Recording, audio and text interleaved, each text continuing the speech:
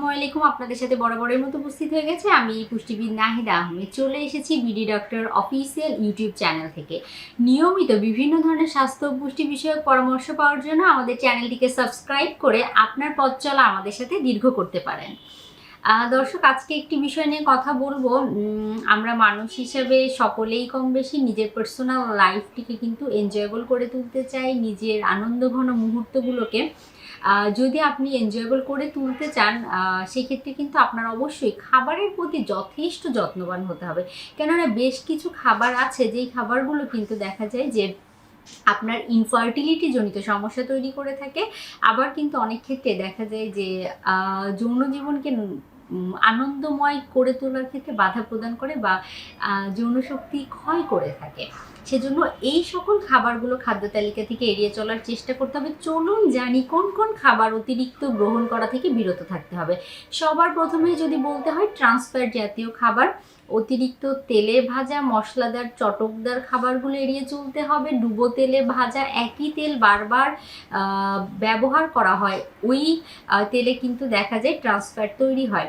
তো ট্রান্সফ্যাট জাতীয় খাবারগুলো কিন্তু খুবই বাজে প্রতিক্রিয়া তৈরি করে শরীরে। এটি আপনার যৌন শক্তির অবক্ষয় করাতে কিন্তু কাজ করে থাকে। সেজন্য যারা এই বিষয়টি জানতেন না, তারা অবশ্যই চেষ্টা করবেন রাস্তার পাশে বিভিন্ন ধরনের আলুর চপ, পুরি, সিঙ্গারা, পেঁয়াজু যেগুলো বানিয়ে বিক্রি করে, পোড়া তেল বা কালো তেল ব্যবহার করে যেগুলো ভাজা হয়, সেই তেলগুলো এড়িয়ে চলার জন্য বা সেই তেল থেকে তৈরি করা খাবারগুলো এড়িয়ে চলার জন্য।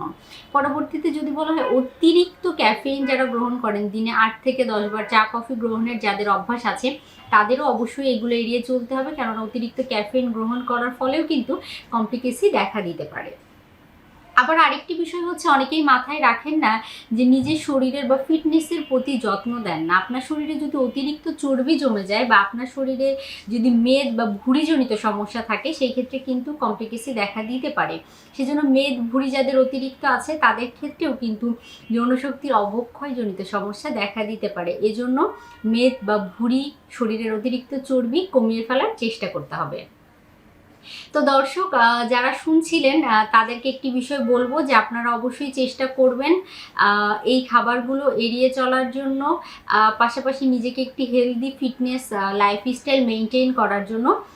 আশা করি এই টিপসগুলো মেনে চললে আপনি এই সমস্যাগুলো থেকে কিছুটা হলেও পরিত্রাণ লাভ করতে পারবেন। ধন্যবাদ।